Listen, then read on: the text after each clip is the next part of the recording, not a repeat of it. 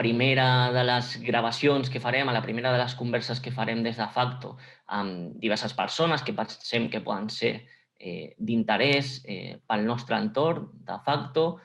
Comencem avui amb l'Elisabet Bach del Col·legi d'Economistes, però veureu que anirem trobant-nos amb diferent gent, amb activistes socials, amb activistes de l'economia social i solidària, farem diverses entrevistes amb una freqüència que hem pensat que més o menys pugui ser d'uns 2 mesos, però que encara està una mica per confirmar i que trobareu l'enllaç a aquestes converses al butlletí i també a la web de Facto.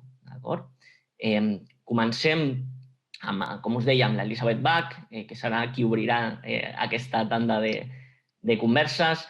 Ella és vocal de la Junta del Col·legi d'Economistes de Catalunya i, a més, és consultora econòmica especialitzada en microempreses. Ella porta la Junta del Col·legi d'Economistes des de 2018 i és la persona amb la que conversarem avui. Gràcies, Eli, per acceptar avui estar aquí. Moltes gràcies, Oriol, per convidar-nos tant al col·legi com agrair al col·legi que m'hagi delegat aquesta presentació, aquesta entrevista. Volíem començar una mica per una pregunta que jo crec que és necessària per la gent, l'entorn de Facto, que ens pugui veure i que no prové del món de l'economia, sobretot. Què és el col·legi? Què és el Col·legi d'Economistes de Catalunya i què fa? Quin és el seu paper? És un lobby? És un gremi? O és tot? Quina és la seva funció? A veure, el Col·legi d'Economistes és l'entitat que agrupa el que en podem dir l'ofici o la professió que en diem economista. De fet, aquesta professió és molt diversa. Com tu bé deies, si parlem d'economia, podem parlar de temes polítics, polítiques econòmiques, podem parlar de temes d'empresa també, quan ho apliquem directament a les empreses, i també podem parlar de diferents despatxos professionals que poden fer assessorament, però fins i tot en diferents àmbits, perquè potser el que més coneixem és l'assessorament laboral, fiscal, però fixeu-vos que vosaltres esteu fent aquest tipus d'assessorament, però l'esteu fent per un sector molt especialitzat, com són les cooperatives, i hi ha despatxos que són més generalistes, hi ha despatxos que també fan consultoria, i hi ha despatxos que també fan assessorament sobre altres àmbits especialistes d'economia. Per exemple, estic pensant en un company de la Junta que fa temes sobre urbanisme, és a dir, tota la part econòmica aplicada a l'urbanisme. Per tant, la professió d'economista, que és el que representa el col·legi, afecta a tot aquest conjunt de persones professionals que tenen una diversitat molt àmplia. Llavors, què pretén? Pretén ser un suport cap al professional a nivell, per exemple, de formacions, d'estar actualitzades, d'estar, per exemple, al dia amb tots els canvis normatius, per exemple, que hem viscut, que vivim sempre, però que hem viscut molt en aquesta última època, i també alhora, de portes enfores, pot ser la veu o l'altaveu de la professió, tant reclamant alguns canvis normatius com defensant posicions que ens sembla que a vegades no són prou correctes o prou justes o una mica la paraula que vosaltres n'hi vulgueu dir, i alhora també fent difusió del que és la nostra feina perquè el públic en general ens conegui, entengui la nostra feina, sàpiga quin valor li podem aportar i, per tant, si permeteu, també ens contracti, que al final tots hem de viure també. Però vol agafar aquesta globalitat tant de portes endintre com de portes enfora. Per tant, dius, a què es dedica? Evidentment que tenim una sèrie d'àmbits determinats, evidentment que hi ha una sèrie de serveis establerts, però com que el món canvia, hem de canviar amb ell. Per tant, avui fem unes coses que segurament fa 10 anys no fèiem i que segurament d'aquí 10 anys també hauran variat amb la forma de fer. Per tant, agafeu-vos el concepte i a partir d'aquí la traducció del cada dia pot anar variant, no? Amb això que has dit, et faig una pregunta una miqueta d'aquestes funcions que has dit una mica cap enfora, de lo que és aquesta afectació, una mica aquesta influència cap a les polítiques d'empresa, etc. Això, el col·legi té una relació recurrent, té un espai recurrent amb l'administració pública, amb el govern, per exemple, o amb la Secretaria d'Economia de la Generalitat, on es troba de forma recurrent, o quan sorgeix un problema i vosaltres noteu que la vostra base social es queixa de forma recurrent d'una cosa, traieu un comunicat i feu pressió perquè us rebin. És a dir, això està establert com una cosa que passa habitualment? No necessàriament. Hi ha o sigui, el col·legi està organitzat. Tenim la Junta, que és l'òrgan de governança del col·legi, llavors hi ha tot l'àmbit tècnic, que són el personal contractat regit per una gerència, i llavors també el col·legi està organitzat en diferents comissions de treball.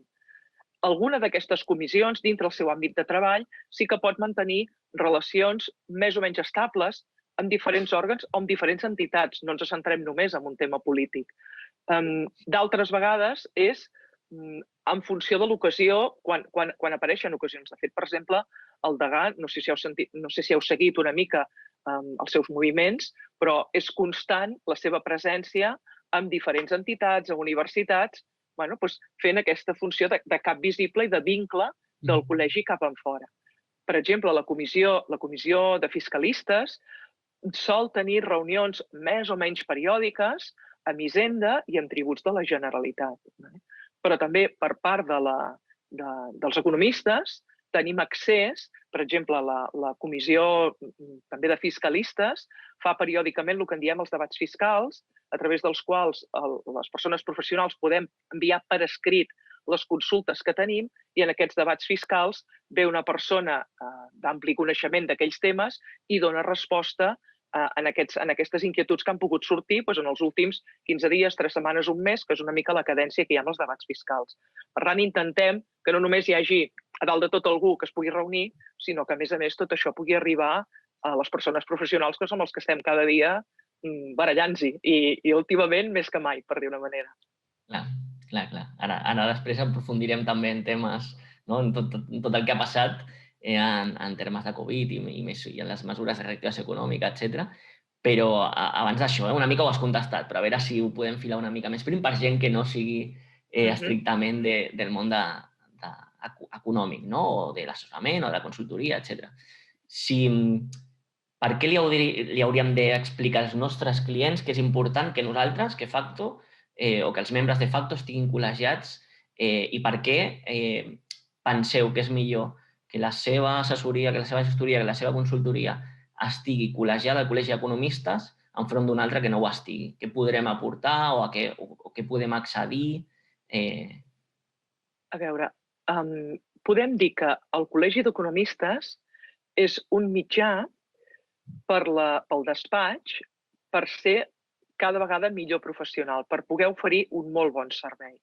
És a dir, per part del client final, sempre hi ha el que és l'empara, és a dir, si tu com a client el despatx no et tracta o no creus que t'ha fet un servei correctament, doncs sempre pots posar el que és una queixa al col·legi i el col·legi revisa aquell servei, però no voldria arribar a aquest extrem. Penso que els economistes, els despatxos, fem molt bona feina i, per tant, crec més que si tu contractes algú que veus que està col·legiat, veus que és algú que primer compleix els requisits per la feina que ha de fer, perquè si no estàs col·legiat no pots utilitzar el mot economista i, per tant, per col·legiar-te necessites complir els requisits, per tant, d'entrada ja és així. I segona, normalment la persona que ha tingut interès en col·legiar-se també continua estant al dia de les actualitzacions, fa formacions, sol ser una persona relativament activa, amb la qual cosa això també ajuda a que la persona, el client final, digui, ostres, en aquest despatx puc estar ben atès, puc estar ben atesa. Per tant, fixa't que tornem a estar una mica amb aquesta faceta polièdrica. Saps que m'acabes de descobrir una cosa? Jo soc economista, estic col·legiat, però no sabia que no poguessis utilitzar el terme economista des del punt de vista professional si no el pots utilitzar. No el pots utilitzar, has de complir uns requisits per poder-te col·legiar i, a més, hi ha el segell d'economista, és a dir, tu pots demanar al col·legi el que és el segell, és a dir, que el pots incorporar a la teva signatura de tal manera que a nivell de comunicació i d'imatge no cal que ho expliqui, sinó que ja es veu que ets membre col·legiat. Però és un segell de garantia, també, en aquest sentit. Sí. Vale. Et volia preguntar també, una mica des de 3 punts de vista, des del teu propi punt de vista, amb el propi muntatge avui, amb la pròpia format de conversa, com des del punt de vista del col·legi com a tal, del seu propi funcionament, com des del punt de vista de les empreses, perquè teniu accés, el Col·legi d'Economistes fa una enquesta trimestral de situació econòmica, etc., on recull és com un CIS particular, on fa unes preguntes recurrents, però de tant en tant fa algunes específiques, depèn de l'interès del moment. Et volia preguntar pel gran per el temazo dels últims mesos, que a més del Covid és traslladar tota la nostra activitat i gairebé la nostra vida a l'àmbit digital, no? Com l'has viscut tu com a Eli, com ho ha viscut el col·legi, que té una gran quantitat, ofereix una gran quantitat de formacions i ha hagut de traslladar-les a un format online, i com veieu que ha sigut l'impacte en les empreses i en els economistes que són col·legiats. Mira, jo particularment com a Elisabet no he tingut massa problema perquè la veritat és que els clients s'han adaptat molt bé a fer tot el que són assessoraments i seguiments en format online. I aquí, per tant, és d'agrair la complicitat que han tingut els clients i les clientes en adaptar-se a aquest format. I prova d'això és l'entrevista que estem tinguent, no? Que un any enrere haguéssim dit una entrevista online, ui, no pot ser, han d'estar tots a la mateixa taula, i en canvi ara és perfectament factible. Doncs això també ha passat amb el que és la consultoria.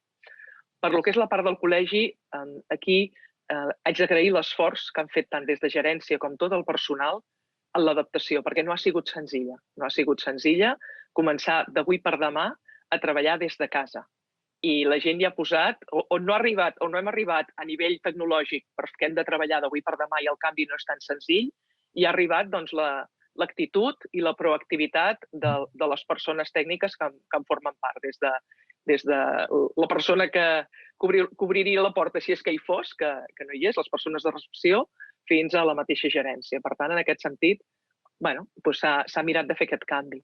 Pel que fa a el que és la formació, s'han engegat tot el que són webinars a través de la tecnologia que ja s'utilitzava tímidament, però que ara s'hi ha posat molt més èmfasis i crec que és un aspecte que hem de millorar, és a dir, que millorarem, però que una part important ja s'ha fet. I per part de les empreses, doncs quasi us parlaria més dels despatxos, perquè a les empreses nosaltres la informació ens arriba algo menys. Nosaltres tenim sobretot despatxos, siguin persones autònomes que fan assessorament, a el que són despatxos ja més grans. I aquí, evidentment, entenc que també hi ha hagut un esforç per part dels despatxos d'adaptar-se al teletreball, però aquí també hi ha hagut un esforç molt gran per atendre les demandes dels clients i les clientes, perquè, com bé sabeu, aquest esforç no l'hem fet nosaltres sols, sinó que, a més, tota l'administració pública ha començat a treballar. Llavors, això ha fet que per part de la persona usuària final l'accés a aquesta administració pública s'ha vist molt restringit i, per tant, s'ha canalitzat molt a través dels despatxos. Per tant, hi ha hagut un esforç, per la feina habitual, per tots els canvis que han vingut, sobretot me'n recordo al principi, amb els canvis normatius, amb els ERTEs, amb les ajudes, veies els despatxos que cada dia es llevaven dient, avui que ens han canviat, i a més atenent els clients per poder donar sortida a les necessitats que hi pugui haver.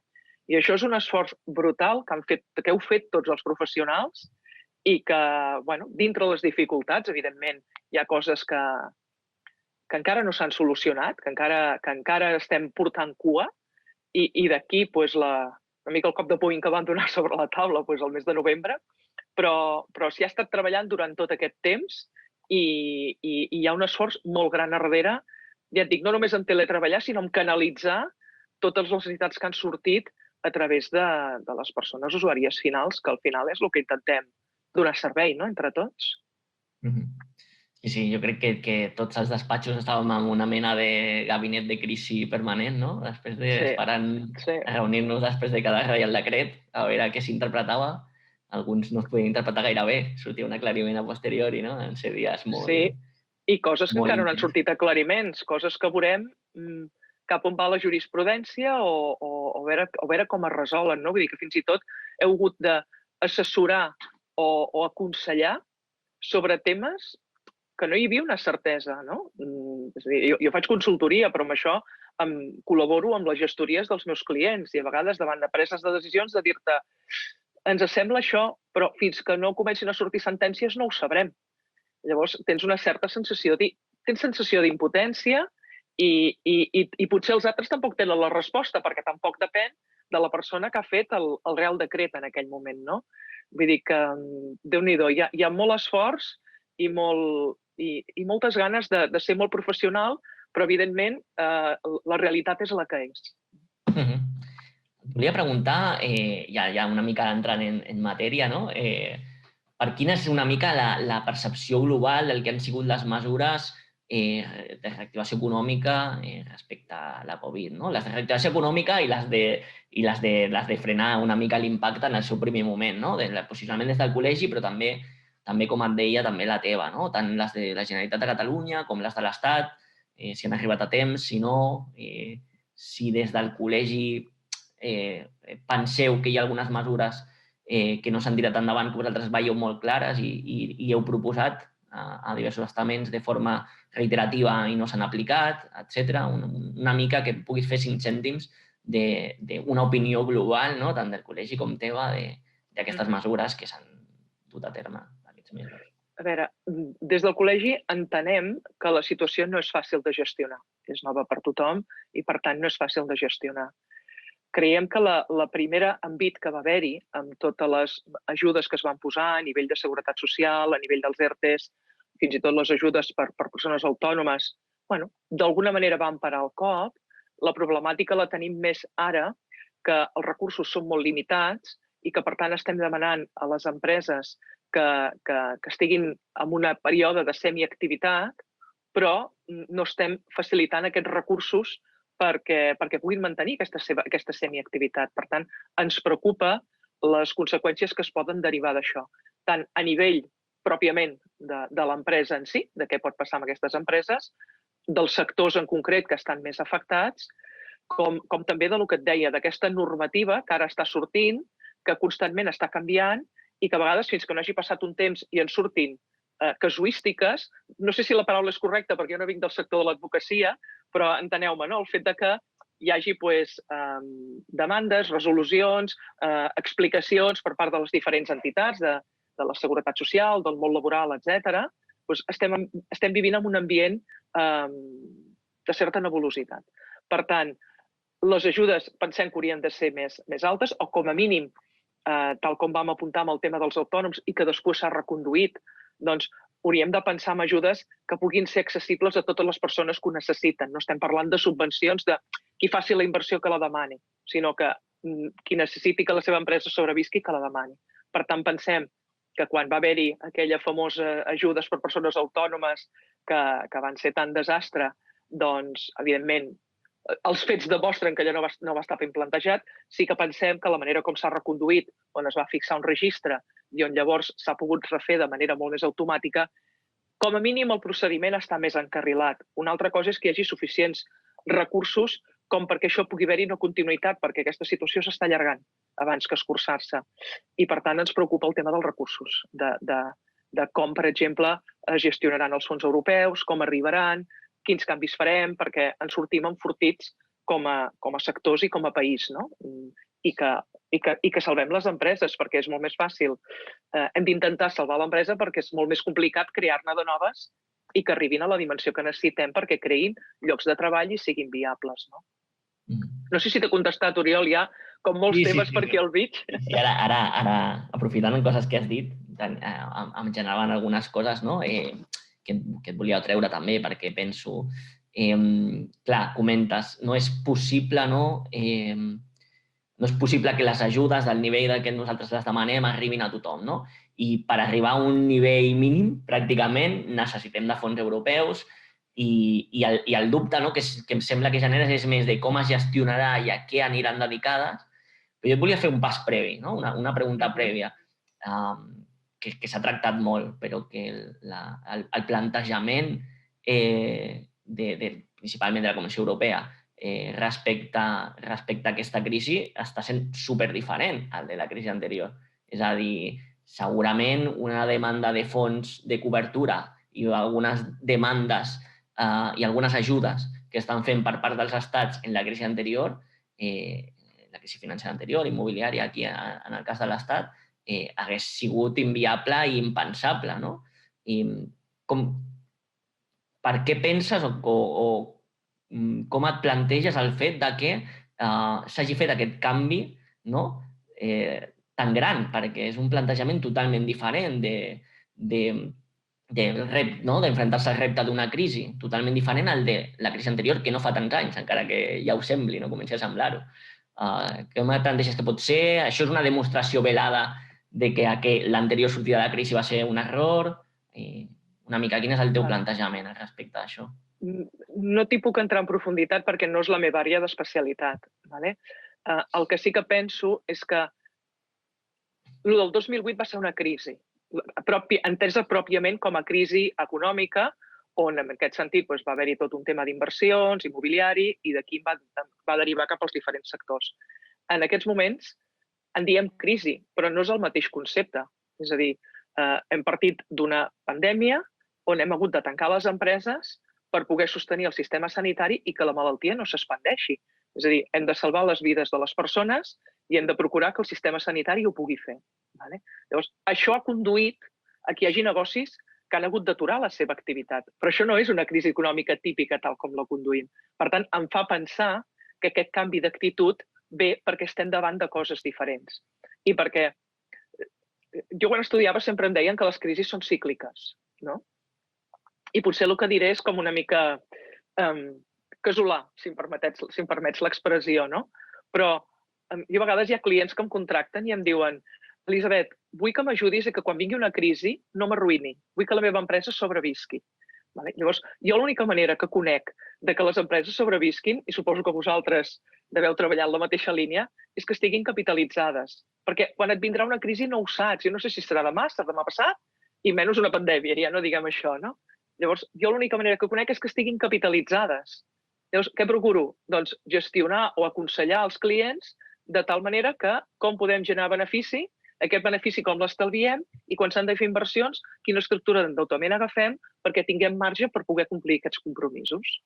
Llavors, moltes vegades jo associo les crisis dintre del drama que suposa a nivell personal i a nivell empresarial, però si parlo en termes més macroeconòmics, una mica ho associo com que una posada en ordre, no? És a dir, aquells negocis que potser anaven com podien, potser aquests queden en segon terme i surten més enfortits aquells que tenien més possibilitat de viabilitat.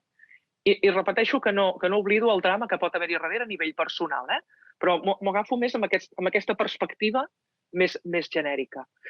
En aquest cas, segurament serà així, és a dir, moltes empreses que quan hi ha hagut aquesta pandèmia, hi ha hagut aquesta aturada, doncs no estaven capitalitzades, per dir-ho molt resumit, és a dir, no les han agafades en bon moment, doncs tenen moltes dificultats per resistir. Les que les agafades en un millor moment, en una situació més favorable, estan resistint. Però és que en el moment que això s'allarga, no n'hi ha tantes que estiguin. És a dir, per molt forta que estiguis, has d'estar molt forta per resistir un any. Llavors aquí és on penso que la Comunitat Europea ha decidit doncs, obrir aquesta mà perquè arribi aquesta ajuda o aquest suport, perquè és que no hi ha manera d'aguantar-ho, sinó. Ara, com es farà aquesta distribució entre el que és sostenir el sector i transformar-lo? És a dir, si em permets aquell conte de la canya i el peix, no?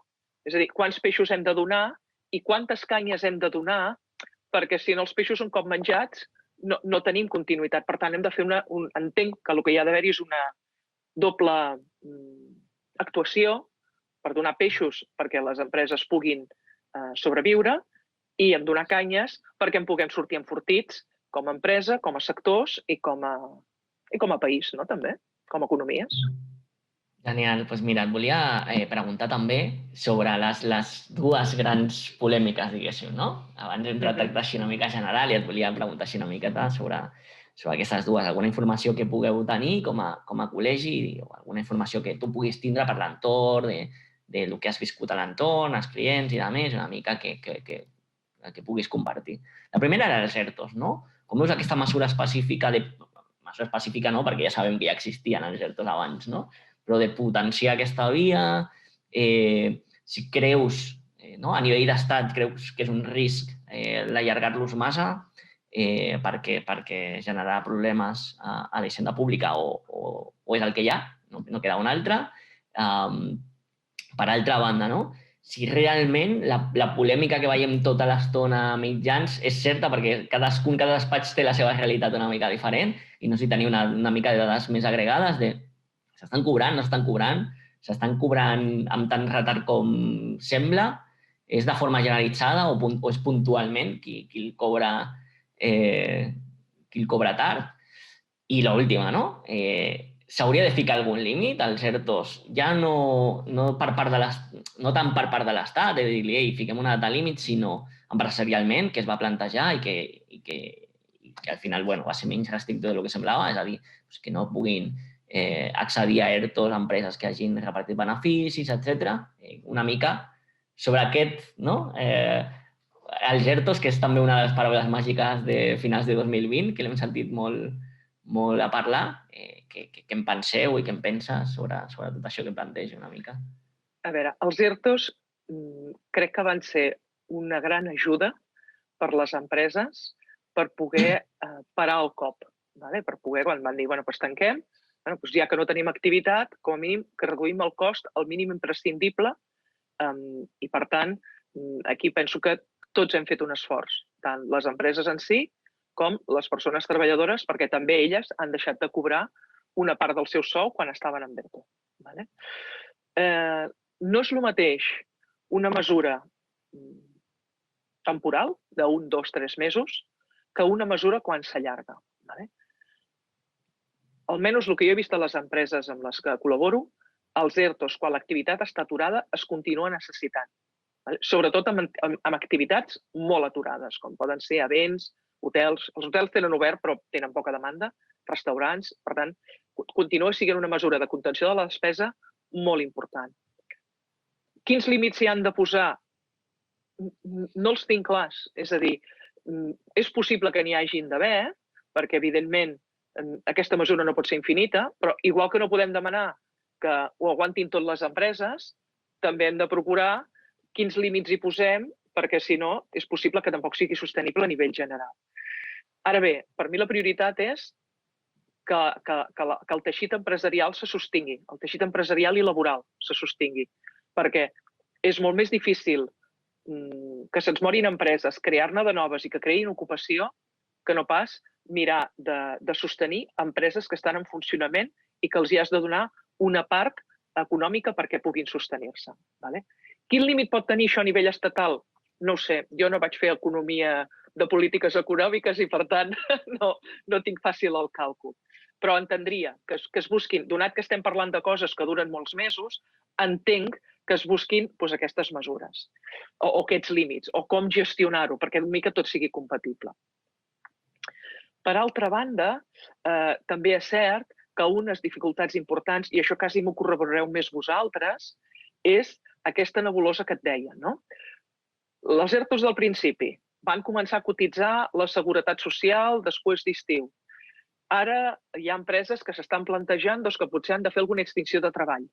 Han de tornar aquelles quotes, no les han de tornar, es poden acollir al nou ERTO, és a dir, cada dia van sortint aclaracions d'aquest tipus, però a vegades aquestes coses de dir on comença i on acaba el dret i l'obligació, és el que et deia que és com una nebulosa i no sabem fins a quin moment, fins a quin punt ens estem posant en contingències.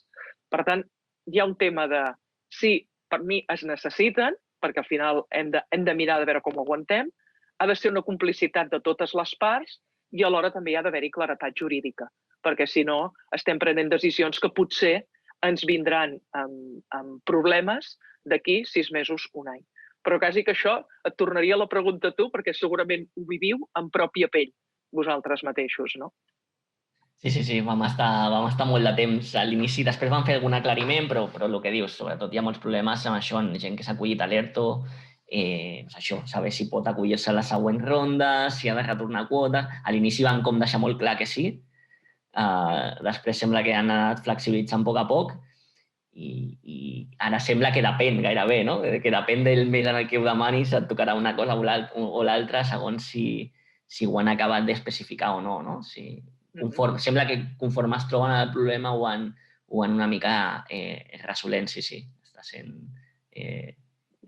molt confús. Tu mateix m'ho contestes, no? Perquè, ja et dic, jo penso que hi ha un tema econòmic i un tema també de seguretat en les decisions, perquè ja prou difícil està tot com perquè, a més, prenguis decisions pensant en com podem salvar-ho tot i que, a més, et diguin, no, allò que vas decidir, tot i que no estava clar, no t'ho acceptem. Ostres. Bé, ja et dic que jo em baso en la confiança de les persones i amb la bona fe i, per tant, vull pensar que tot això s'anirà encarrilant, però no deixa de ser una situació complexa a l'hora de decidir, no? I de això, veure a com més, ho anem enfocant. això es porta molt malament perquè va acompanyat d'una administració col·lapsada. És a dir, que no, sense donar-te gaires explicacions i que per recórrer o que per trobar-hi les explicacions no hi ha gaire lloc on adreçar-se perquè ara mateix, òbviament, té un col·lapse, no? I si quan agrupes aquestes dues coses, entre situacions sempre sabem que l'administració pública té molt aquest funcionament rugat, no? Jo et dic que no i si vols saber més o vols recórrer tens una altra opció, però fins que no ho facis jo no et dic res. I això en un període normal a la gent ja li fica nerviosa, no? Però ara, que a més, quan recorres, quan apel·les, quan no hi ha resposta o costa molt, no? Trobar, aixecar un telèfon i que te l'agafin, la suma de tot això està generant molt neguit. Això t'ho vull... Per això et deia que a nivell de col·legi ja fa molt temps, des del principi estem canalitzat això, sobretot a nivell fiscal és on amb el tema laboral no tenim aquest canal tan establert, però sí amb el tema fiscal, amb aquests debats fiscals. És a dir, nosaltres pràcticament cada dia o cada 2 dies us rebeu un correu amb tota la normativa que hi ha hagut, amb totes les explicacions, i llavors hi ha aquests debats on convidem responsables, sobretot d'Hisenda, on facin aclariments sobre tant temes de requeriments que es reben, liquidacions, procediments. Ara que, per exemple, ens estem trobant que hi ha gent que tenen la demarcació, m'ho invento, a Barcelona i me l'envien a Vic, no?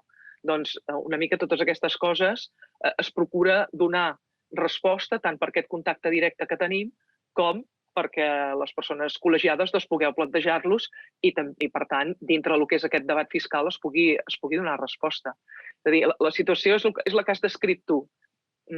L'administració la tenim col·lapsada per tot el tema de teletreball, els usuaris no poden accedir-hi i on es concentra el nodus operandi? Doncs en els despatxos. Entenent despatxos no despatxos grans, sinó també persones que es dediquen a l'assessorament, que pot ser una persona autònoma. Quan parlo de despatx em refereixo als assessors i assessores, tinguin el tamany que tinguin.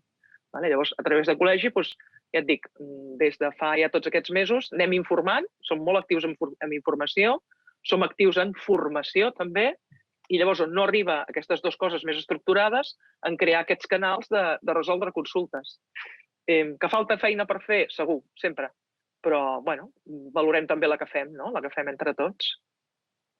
I això ho vull juntar amb l'altra polèmica, que ja l'has mencionat abans, que és l'ajuda d'autònoms de la Generalitat, no? Inicialment, m'imagino aquella reunió de la Junta del col·legi amb gent amb les mans al cap, m'imagino, perquè realment nosaltres fins i tot, en el nostre cas, ens va costar arribar a veure el formulari, no? Els problemes de càrrega i de més, a banda que han fet els autònoms que sembla que sempre han de patir doble, tots els seus tràmits se'ls han de fer ells, sabem que poden tindre accessos i de més, però a priori se'ls haurien de fer ells, llavors ens dificulta la tramitació, allò col·lapsat, despatxos que no van arribar a veure mai el formulari de la primera tongada, diguéssim, d'aquest finançament. Com ho vau viure i a banda del comunicat ho vau traslladar d'alguna altra manera?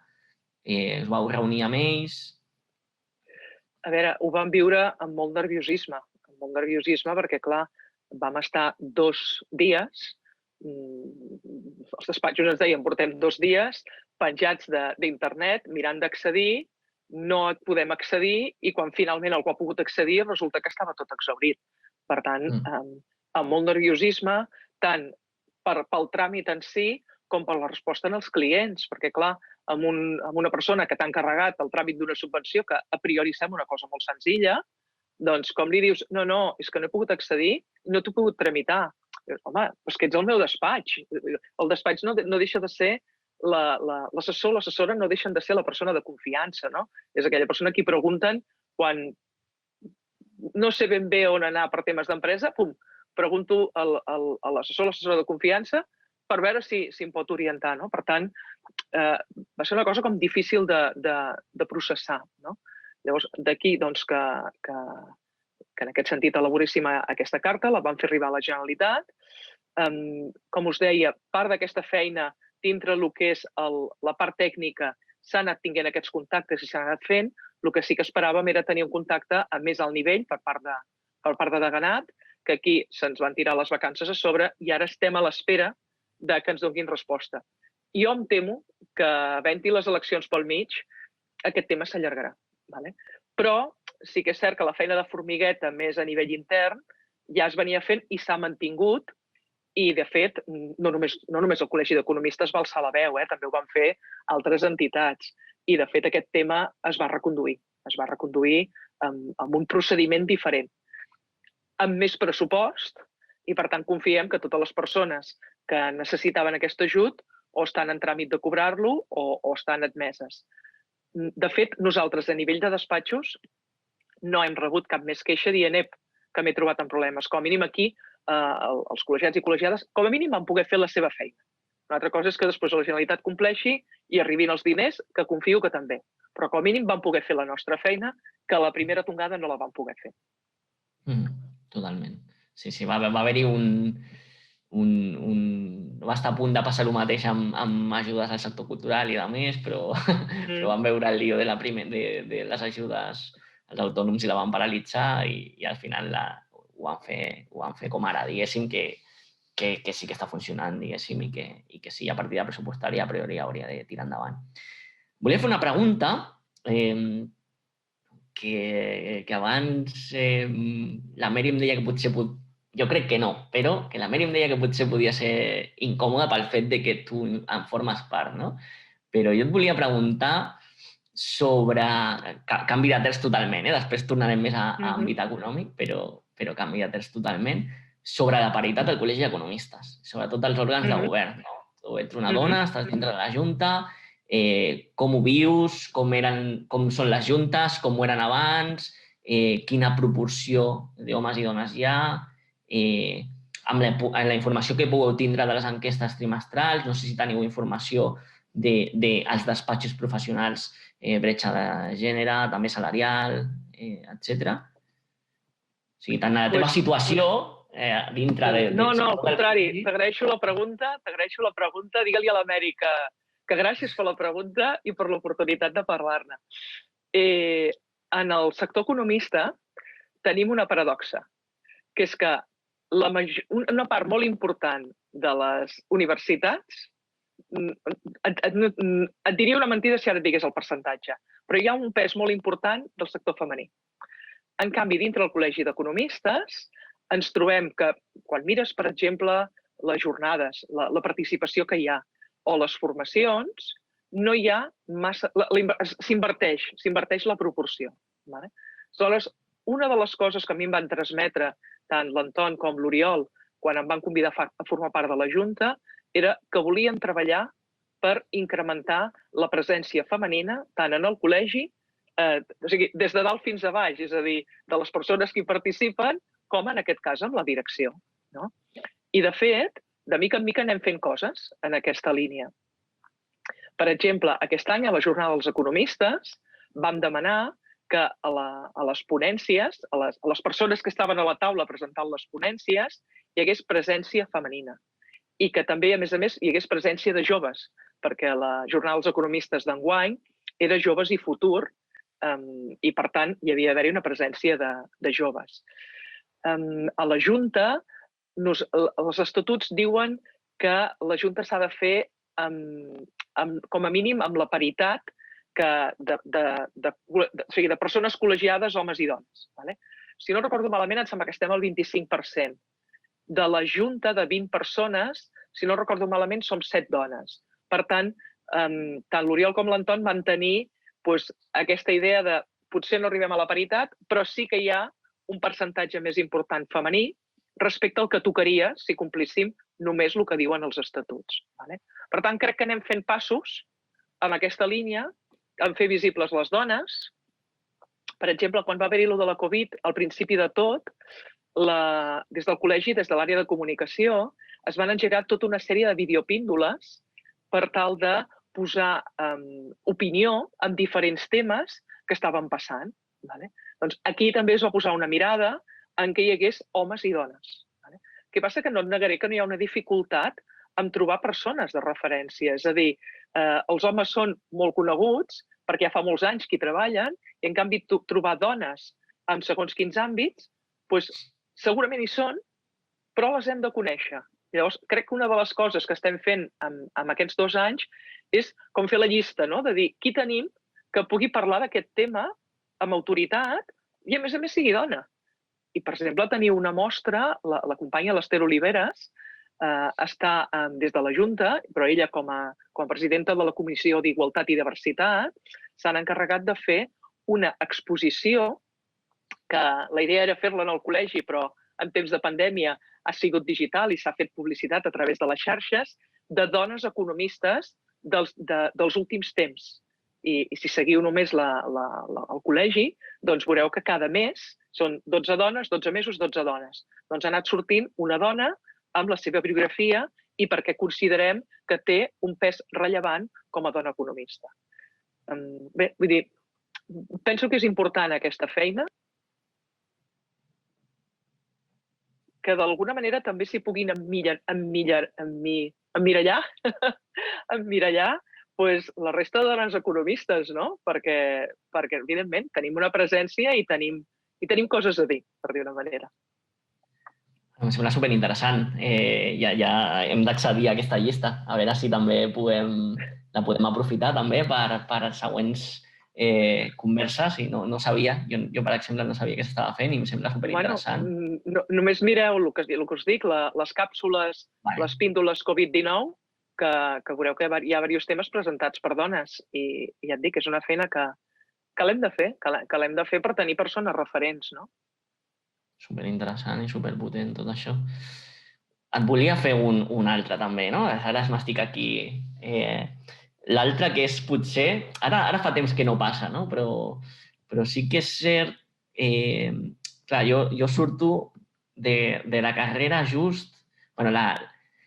Surto de la carrera que està incipient, que s'ha acabat la crisi, més o menys. Entre cometes, enteneu-me. I que hi havia tota aquesta referència d'economista evidente, no? Que jo li deia. I que es va signar durant un temps que des del minut 1 que tu venies de l'entorn d'empresa, empresarials, d'economia, qualsevol persona que trobaves pel carrer et deia què va passar en els següents 3 anys. Quin gran canvi veus? Explica'm una cosa, no? Un sector que creguis que és emergent, un que creus que caurà, quines modificacions estructurals substancials en la forma de viure, en l'empresa, en el dia a dia. I jo em vull fer aquesta pregunta. Com veus el futur una mica? En 2 anys, en 2 i 5 anys, com veus, què creus, no? Predicció total, no et tallis, Elisabet. Què creus que canvis substancials que creus que viurem en un futur, però que més o menys serà recent o de mig termini? Ahí va això, Jo crec que només hem de mirar el que ha passat aquest últim any. És a dir, la situació que hem viscut ha exagerat molt tendències que ja hi eren i que potser, com que venien de mica en mica, no ens n'adonaven. Llavors, recorda que jo no vinc de l'àmbit macroeconòmic, per tant, a nivell macroeconòmic no te'n parlaré, però sí que tots aquests camps de la digitalització i de la sensibilització de les persones cap a, quasi diria, una priorització de la persona i del benestar de la persona, pensant en temes, doncs, de sostenibilitat, sobretot. I molt empès pel sector jove. Jo, quan parlo amb joves, a vegades et diuen, però això per què t'ho planteges? Això és que és així, és que ho hem de plantejar així directament. Per tant, jo crec que els propers anys, tant les persones en si i com a societat i les empreses, evidentment, temes de digitalització i de sostenibilitat són per mi els 2 grans canvis. Com a sectors, evidentment, tots els que estiguin relacionats amb això i tots els que s'adaptin a això. Sectors i empreses que no s'hi adaptin ho tindran molt complicat. Ho tindran molt, molt, molt complicat, em fa l'efecte. Simplement perquè és que inclús no estaran alineats amb els valors. I cada vegada el públic estem molt pendents dels valors que hi ha darrere una empresa. No tothom, no tothom, evidentment, però sí que es té en compte quin tipus d'empresa tenim a darrere si tenim informació. I per tant, jo crec que anirà per aquí. Tu jo tinc el dubte de si això hagués passat, però si hagués sigut, òbviament, tan ràpid sense Covid, no? Per mi això és una cosa que m'ha sorprès molt, no? Perquè sempre, com sembla que l'empresa, tradicionalment hi ha hagut molt neguit amb el teletreball, no per l'àmbit tecnològic, que ha quedat demostrat que les empreses i els softwares ja hi eren allà i que ara els equips electrònics ja no són tan cars i de més, sinó nosaltres internament a Facto ho hem parlat alguns cops, ho plantejàvem com perquè significa per l'amo de l'empresa, no? En el nostre cas és diferent, va ser una cooperativa, però en general, pels llocs de direcció, significa refer la seva pròpia feina, no? Trencar amb el presencialisme i tindre la gent allà a un lloc on veu i controla què fa i passar a un funcionament de treball per objectius, no? Que molta gent no feia. I el teletreball et porta això. I per nosaltres sempre havíem pensat que aquest procés seria molt més lent just per això, pel fet de que les empreses de cop, és que clar, ha sigut de cop, no ha quedat una altra, han hagut de començar a treballar així perquè no et queda una altra. No aniràs a visitar a la gent a casa seva per veure si està complint amb horari i de més. I jo crec que a més tothom ha quedat molt sorprès i que ara s'estan plantejant els problemes que altres països ja es plantejaven, que són a la inversa. És a dir, que si quan teletreballem, treballem més hores, no ens fiquem horari i això s'allarga, no? Jo crec que des del punt de vista empresarial això era un dels grans frens, no? Més que que els propis softwares o que els propis aplicatius o que els equips no hi fossin o que les inversions haguessin de ser molt altes, que jo crec que ara ja això no és tan elevat, era pel canvi de cultura de la direcció, no? A l'hora de dirigir, vigilar i saber treballar per objectius, no? Que era un canvi com molt substancial. I sí, jo tinc aquests dubtes, de si sense Covid això, òbviament, que penso que hagués anat passant perquè aquesta transformació digital de les empreses penso que era segura. Però no sé si hagués passat a aquesta velocitat, no? No sé. Jo soc de l'opinió que hagués anat molt més lent, que hagués passat, però hagués sigut molt més lent, perquè, com tu dius, quan tu treballes en el dia a dia estàs en una zona de confort. Llavors, el fet de canviar, de sortir d'aquesta zona de confort i canviar la manera de treballar, fa que també assumeixis una posició de risc. Si la realitat t'obliga, doncs no hi ha més opcions. Si la realitat no t'obliga, doncs jo crec que al final també és una situació de mimetisme, no? De que comença gent o empreses que n'estan molt convençudes fan aquell canvi i llavors de mica en mica això va baixant cap a tot el teixit productiu i per tant es va fent aquesta transformació. Crec que hagués sigut més lenta, però com que els valors socials van molt cap aquí, tard o d'hora hagués arribat. Clar, amb una altra velocitat i potser també amb uns anys que ara hem tingut en alguns llocs que potser de l'altra manera no haguéssim tingut. Vull dir, no està exenta de dolor, aquesta transformació. Et volia parlar agafant-la com a exemple, no? Però una mica amb l'afectació de tot el sector i de Nissan, no? Del cas de Nissan. Però no del cas de Nissan com a tal, sinó del que suposa. Nosaltres sembla que ja ens hem acostumat a veure el tancament d'indústria principalment a Catalunya, però a tot l'Estat i a tota Europa, principalment, no? La deslocalització d'aquestes empreses, el sector de l'automòbil, ha sigut també Panrico, va ser Coca-Cola en el seu moment, és a dir, hem tingut diverses i òbviament, sembla que sempre són més les que marxen que les que tornen, no? Aquest tema per mi es vincula una miqueta amb el que parlàvem abans. Això ens genera un gran problema perquè, com deies abans, són empreses molt grans que generen molts llocs de feina que ho vincula amb el que et deia jo abans, no? Amb perfils formatius o acadèmics potser poc reciclats, que aquest entorn del sector industrial ja està marxant i és difícil, no? Que trobi un lloc de feina. Això principalment està sent per deslocalització. Ja sabem, s'ha parlat molt i ha sigut molt tema de debat durant molt de temps, el tema del dumping fiscal i de les polítiques exteriors que hauria de tindre la Unió Europea per impedir que això passés i de més. Jo t'ho volia encarar més des d'un altre punt de vista, no? A veure què en penses. Sobretot, jo penso que sobretot des del punt de vista del sector automobilístic hi ha uns incentius, hi ha una inversió estatal, principalment, sí? Hi ha una inversió de l'administració pública per sostenir aquestes empreses que al final no són efectives. Penso que no són efectives. És a dir, la producció i la venda de cotxes està super subvencionada. Sí? Subvencionem un munt. Si els calés, que són molts milions que s'han donat al llarg d'aquest temps, l'Estat l'hagués, no? Com ara es planteja, que ara que ha marxat Nissan i és un gran impacte, ara sí que s'ho planteja, els hagués invertit en generar una empresa estatal de producció de cotxes elèctrics o del que no vull fer demagogia, no? També amb el tema elèctric, no vull entrar en aquest tema, sinó del que fos, de qualsevol altre tema, però de propietat estatal o públic-privat, no? Que existeixen, no hagués sigut més efectiu a l'hora de mantenir indústria a l'Estat, al nostre territori i mantenir l'ocupació aquí? Perquè al final el que ens acabem trobant és que són empreses que ja ho sabíem, jo penso que ja ho sabíem d'inici, que tenen aquesta política de capitalisme extractivista, no? Que, per simplificar una mica perquè s'entengui, que sí, que em va molt bé estar a Catalunya, però em va molt bé estar a Catalunya mentre em sostinguis, mentre amb subvencions m'ho faci sostenible. I quan això s'acabi, encara que sigui per 3 euros, jo marxaré d'aquí, perquè el que m'interessa més que el desenvolupament d'aquest territori és que la meva empresa generi beneficis, no? Que òbviament són empreses i és lícit que vulguin que generin beneficis, però que això té un impacte en el territori. Clar, això no passa només quan l'empresa és estrangera, no? Que passa amb aquesta empresa que d'origen és japonesa. Crec que ara era mig japonesa, mig alemanya. Pot passar amb típic cas, no? Que es fica sempre com a gran multinacional, que és Inditex, que és d'origen espanyol. També li dona igual, perquè al final els interessos no són del desenvolupament local del seu territori.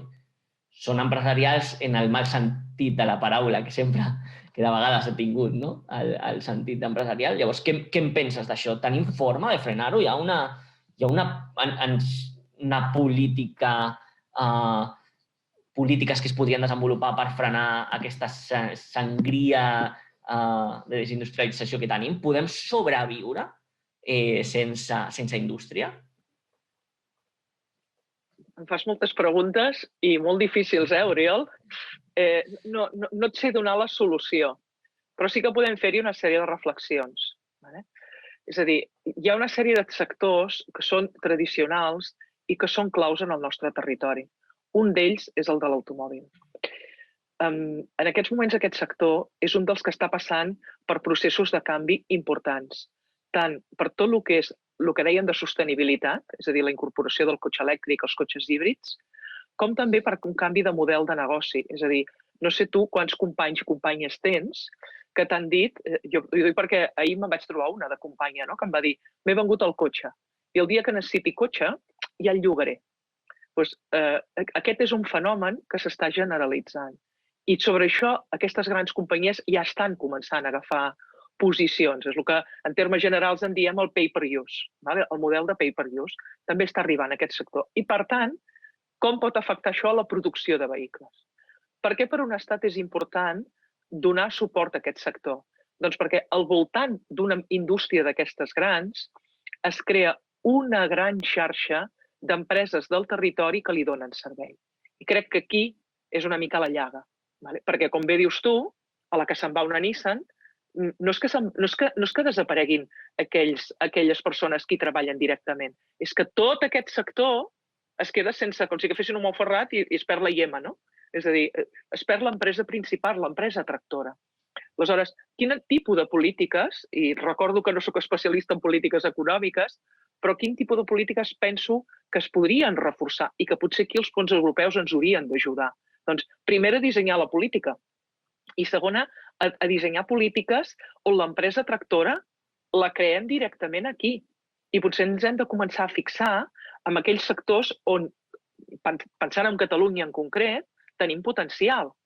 Com, per exemple, podrem parlar del sector salut, del sector health, no? Hi ha sectors que són el sector d'indústries creatives, per exemple.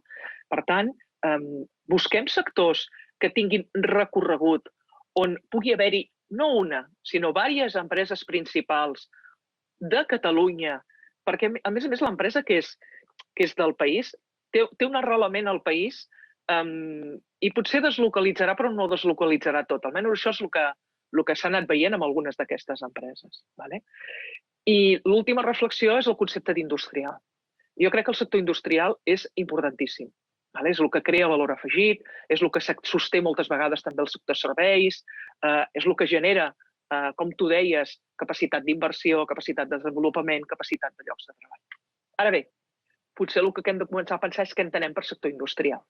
Perquè les indústries culturals, tot i que puguin ser jocs d'ordinador, i poso una cosa molt simple que per tothom és coneguda, això ho considerem indústria. Per tant, no pensem només en indústria, en una nau gran, plena de maquinària i que fa coses tangibles. Potser la part industrial comença també a ser el que en diem coneixement, el que en diem know-how, i que la indústria cultural produeix coneixement, per dir-ho d'una manera. Per tant, crec que hem de fer això, buscar sectors clau, als que donar suport, que estiguin ubicats en el territori, que les empreses tractores grans estiguin al territori i amb aquest concepte ampli de sector industrial incorporant tota aquesta part de coneixement i de nexe amb els diferents sectors. No tinc la solució, però com a mínim tenim coses en què pensar. Com a tancament, per últim, volia una mica que poguéssim pensar o reflexionar a l'entorn. Jo et volia ficar a l'entorn, però no et quedis amb el cas, sinó amb el que l'envolta, de l'ingrés mínim vital o del concepte de la renda bàsica. Podem dir d'alguna manera que aquest xoc que dèiem que estem patint amb la Covid ens demostra d'alguna manera, què en penses? Que ens demostra d'alguna manera la necessitat de separar el sosteniment de les persones del fet que tinguin un lloc de feina? És a dir, ara ens trobem amb aquest xoc, empreses que ho estan tancant o estan patint, però gent que no tenia treball d'abans i que ara mateix, òbviament, no el pot trobar. És a dir, aquesta gent necessita un sosteniment. Idees, el que dèiem abans, idees com l'ingrés mínim vital o com la renda bàsica, que semblaven una bogeria fa 10 anys, sembla que emergeixen com un model real. I deia que l'utilitzava com a element, però no estrictament per centrar-me en la renda bàsica i l'ingrés mínim vital, sinó en la situació de tot el que suposa, del que estàvem parlant, de mecanismes de rebotització. Això és una discussió que tenim internament també als despatxos, el tema de les comptabilitats cada cop es faran més soles. Per exemple, la gent que porta gestoria, és a dir, tots els mecanismes de feina. I clar, nosaltres sempre anirem buscant el valor afegit, però hi haurà una gran massa de persones que les nostres feines podran ser potser mecanitzades. Això, però també termes de salut, termes de com el que ens ha ocorregut, pandèmies i a més. Això ens fa adonar-nos una mica que l'important potser són altres coses i que hem de buscar el mecanisme, que potser no el sabem, econòmicament, o el que dèiem, en termes de polítiques econòmiques encara no sabem com finançar-ho, com fer que funcioni o com canviar una mica aquest paradigma mental de has de treballar per sostindre't i si no, hi haurà alguna ajudeta de supervivència mínima, però patiràs. Creus que això ha fet canviar el paradigma i que les rendes bàsiques o que aquest canvi mental serà una cosa generalitzada a les nostres societats, sobretot aquí a Occident, en els propers anys? Jo crec que això és el gran repte. És el gran repte de model, però de model econòmic i social. És a dir, com bé deies, ara la pandèmia ho ha posat en unes altres circumstàncies, però jo la primera vegada que vaig sentir a parlar d'aquest tema venia arrel de la possible pèrdua de llocs de treball per la robotització. És a dir, dèiem, si hi ha persones, si hi ha feines que posant un extrem les poden fer els robots, és a dir, si tota la feina la pogués fer un robot, què faríem les persones? Tenim un model basat en què hi ha la persona guanyem un sou, sigui perquè som persona autònoma i ens traiem un rendiment de l'activitat, o sigui per treballar per una empresa i ens paguen un sou, i aquest sou ens permet mantenir-nos, perquè a casa, tu no ho sé, jo no tinc un hort i una mica de granja que com a mínim em permeti menjar, sinó que jo vaig al súper, o vaig a la carnisseria, o vaig a la peixateria, o vaig a la verduleria. Per tant, tenim un sistema que ja ens funciona, on podem obtenir uns diners que ens permeten anar a uns llocs, que ens permeten tenir uns elements de benestar per cobrir les necessitats bàsiques, com pot ser el menjar, però també unes necessitats d'oci, socials, etc. La idea inicial era hem de començar a pensar el model que ens permeti sostenir una societat que potser no treballi o bé treballi menys hores. Per què? Doncs perquè potser les mans de les persones no es necessitaran. Però clar, si trenquem aquesta cadena de lo que en podem dir el sou o la renda, hem de crear un flux de diners si mantenim aquest model que vinguin d'una altra banda i hem de pensar en la font d'aquests diners, perquè ara la font és fiscal sobre els sous i sobre els beneficis de les empreses i altres actius. Per tant, vol dir que hem de replantejar-ho tot. Estic d'acord amb tu que la pandèmia ens ha posat això en primer pla quan tens negocis que els demanem que tanquin, però no els estem donant la possibilitat de tenir uns diners per ingressar, per cobrir les necessitats bàsiques. No? I aquest és un tema sobre el que no sé si algú té resposta, però sí que és el gran repte de les polítiques econòmiques i fiscals dels propers anys. I crec que això comportarà, no m'atreviria a dir un canvi de model, perquè no voldria semblar revolucionària, però sí que hem de ser revolucionaris, hem d'assumir el repte i l'hem de mirar de frente i hem de ser valents en aquest sentit. Valents en el sentit de dir com ho fem, no, això? I necessitem la complicitat de molts agents, necessitem la complicitat de gent que en aquests moments tira d'aquest carro i dels que estem a darrere dient, bueno, com ho farem, això, no? Doncs molt bé, Elisabet. Amb aquesta reflexió jo crec que és superinteressant. Si us sembla, acabem aquí. Moltes gràcies, Eli, per haver-nos atès avui i ens veiem, com us hem dit a l'inici, ens veiem en un parell de mesos on tindrem una altra conversa amb una altra persona i que ja us anunciarem una miqueta més endavant. Moltes gràcies, Eli, moltes gràcies a la Mary i ens veiem properament. Fins aviat. Moltes gràcies.